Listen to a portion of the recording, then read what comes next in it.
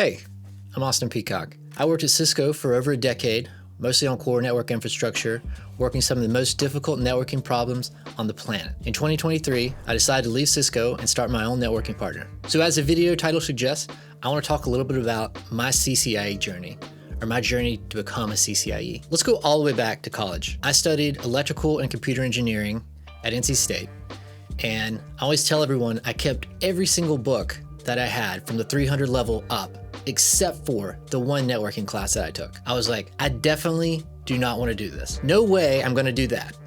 And then here I am. So I got a job in 2011 with Cisco. The expectation was that I would eventually get the CCIE in the next 3 or 4 months after working there. So if you're not familiar with the certification process at Cisco, let's just walk through it. At the very bottom, you have the CCENT or CC entry level.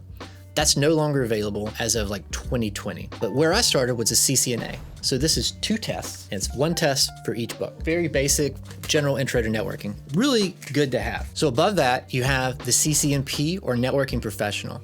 This can be, I believe, between 2 or 4 tests. In my path, it was 3 books, the routing portion and a test, a switching portion and a test, and then the troubleshooting portion and a test. And then at the highest level, you have the CCIE. So there are different tracks. You can do route switch, data center, wireless, collaboration. I think there's one for security and automation now. So I started out going into iOS since that's where I started my career. So this is the big honking iOS book that you have to read front to back and then take a big test on it. I got the CCIE written for iOS, and then I was on a team that was just coming up on Nexus, and I decided to pivot. So then I switched over to NXOS. So this is the NXOS CCIE book. It's a lot of reading, it's a lot of dedication, a lot of time. You can go straight to the CCIE. You don't have to take the NA and NP first, but it scales very quickly. And if you just jump straight into the CCIE with very little networking knowledge or very little hands-on knowledge, you're gonna have a bad time. You're gonna have a bad time. Side note, I don't really like the way that Cisco does their testing, especially for the written, because the questions can seemingly come from anywhere. They'll tell you, okay, we need this tech doc in the curriculum or this white paper. And to me, I think the best way to do it is if you had someone with no knowledge at all of networking and you gave them the book and an unlimited amount of time, they could pass the test. Like, you should be able to thumb through and find every single question. But I work with people that made the questions. I never wrote any myself, but we would be working on some case and we'd hit some crazy little corner case issue. Somebody would be like, oh, this would be a great CCIE question. And to me, it's like, no, it's not. The collective whole of this team didn't know this 10 minutes ago. Why do we expect customers and people like outside of Cisco to know this? To me, they should be very detailed things, but things that are very easy to find. So I first heard about the CCIE, I think it was my first or second week on the team, and our team lead at the time, Jay, had just failed for the 2nd or 3rd time. And just hearing him talk about it and how difficult it was and all the stress and all the studying, and then the fact that like all the other really senior guys on the team had their CCIEs, I just knew I'd had to have passed it eventually. Like it's just a mountain and you gotta climb it. So in my certification journey, I usually took every test 3 times. So I had this kind of bad habit where I would go into the test blind just because I wanted to see what was on it, and it kind of like jump started my studying, just motivated me. Now, of course, I did that because it was free. Cisco was paying for it. I understand if you're paying for it out of pocket, that's not a good strategy. But you know, it took me 3 tests for CCNA test number 1, 3 for 2, 3. So at this point, I've probably taken at least 20 Cisco certification exams. You pass the CCIE written, that's just like the CCNP, just like the CCNA. The really difficult part is the lab. Not to hate on anybody, but I've seen people write CCIE written in their resumes, and it's like, the lab is the tough part. That's how you get the number. So it costs $1,600 each time you take the lab.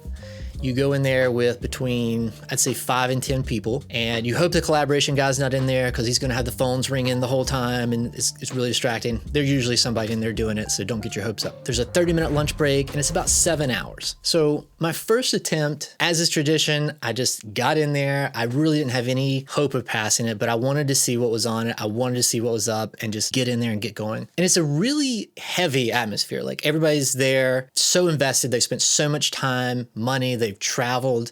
So nobody's talking to anybody before, and it's just very draining. It's just so much work that has to be done in those 7 hours. And the answers that they are looking for are extremely specific. You can't come up with a creative way to do it. They word the questions in a way that there's really only one set of configuration that they're going to check for later that makes you get points for the question. So I got most of the way through it. My first time, I think I got to the very end of the test at the end of the 7 hours. I hit a bug at one point, and the proctor wouldn't even tell me that I hit a bug. It's a known bug on that version of code. And he was just very cagey and like, what do you do normally when there's something that doesn't work in Cisco? And I'm just like, and to me, it's like, if there's a known bug, like it should be clearly outlined. So I walked out of the first attempt, felt like I bombed it pretty hard. I did bomb it pretty hard. Got out to my car and just jotted down every single thing I could possibly think of from the test and just wrote it down, just like straight brain dump out of my mind onto a piece of paper. So side note, it's okay for you to write down stuff about your test, but you can't take that information and then go put it online or share it with your buddy. That's considered cheating, and they can revoke your certification if they find out you've done that. So attempt number 2 is about, I think 6 or 8 weeks later. Studied a lot harder, felt like I did way better, did about the same. The way they grade you is they'll have a sections worth 30 points and 20 points and 10 points, and they'll just tell you what score you got based on that section. What's really frustrating is getting a perfect 20 out of 20 the first time you take it, and then somehow getting a 15 out of 20 the second time. And that happened to me multiple times. I still don't quite understand what was happening or how I was doing this differently, but that's just how it's graded, so you never really know. So third attempt, another few months later, I took off 2 full weeks. Thank you, Cisco. Thank you, team, for backing me up. Studied as hard as I could. I was so sure that I had passed it. I didn't even do the dump when I got out to the car. I jotted down 1 or 2 things, but I was like, I don't need to do this. I passed. Got the fail notification. Pretty devastating, honestly. Everybody knows you're taking the test. You got to walk in there with your head down. No, sorry, I didn't pass. Stayed with it, though. Got in there the 4th attempt. Got very serious again. Took off 2 weeks again. Went in there and really felt like I crushed it. Went out to the bar with my then girlfriend, now wife, and I got the call from my boss, Jonathan Walker at the time, and he told me I passed it. The proctor had like graded mine in front of everybody else since he knew I had taken it so many times. And it was a weird feeling. I remember thinking through the whole process, like, I'm just going to be so elated. It's just going to be this wild wave of emotions. And it was mostly just relief. At this point, I was just like, okay, finally, I got the number. I can move on. So after you pass it, what happens? You get a number. That's, to me, one of the most important things. If you have a number, people know you've gone through this process, and Cisco has certified you as someone who is at the highest level of this tract of networking. They used to give you $10,000 bonus at Cisco if you passed, after taxes, which is really nice. They pay that for you. And then if you recertify, they'll give you $4,000, I think. And then you get this sweet plaque that you can hang in your cube. And then at Cisco, you got these little purple stickers, which are like absolutely impossible to find. I don't know who prints these. It was just like in some random person's desk. It just gives you a ton of street cred to have one of these on your badge. You see all the really senior people on the team walking around with these in their badge, and you're like, I want this. I have to have this. So it's definitely a mark of pride. So I want to talk about the more maybe unsavory part of the Cisco certification process that maybe doesn't get talked about enough, which is cheating. The testing centers themselves, I feel like, do an incredibly good job of making sure people don't have cameras, but there are folks that have photographic memories, and they can walk in there and just walk out with all the test questions. And if you take it enough times, you get all of the questions. And then they can sell these for so much money. It's also why the questions seem a little nitpicky sometimes, because the questions get leaked and then they have to come up with new questions. Oddly enough, one time, just randomly golfing, I got paired with someone who worked at Cisco, and they told us that their sole job was to prevent cheating. They were pretty tight-lipped about what they would share, but they said they did some honeypot operations and did a lot of stuff to try to take down these sites. If Cisco finds out that you're cheating, they can take away any certification that you already have. So that's really not worth it. It sounds cliche, but you're really only cheating yourself. I used to work with a guy, and he said, a CCIE is just a piece of paper unless they got game. So you may have a number, but if you walk in the interview and within 5 minutes, I can clearly see that you don't know what you're talking about, you just wasted your time and mine. So one more thing I want to talk about is anxiety. And before these exams, I never had any anxiety at all, no generalized anxiety, but it wasn't until a year or two later where I started to develop some symptoms, and go down this path of like all this generalized anxiety. When I started understanding that more, I realized that the first time I'd ever felt those symptoms were while taking this exam. And it's just such a heady thing to be on this command line for 7 straight hours looking at every single word and making sure you got every single configuration correct. And I think it just kind of does something to your brain. And I had another buddy that told me the same thing. So let me answer the thumbnail question. Would I do it again?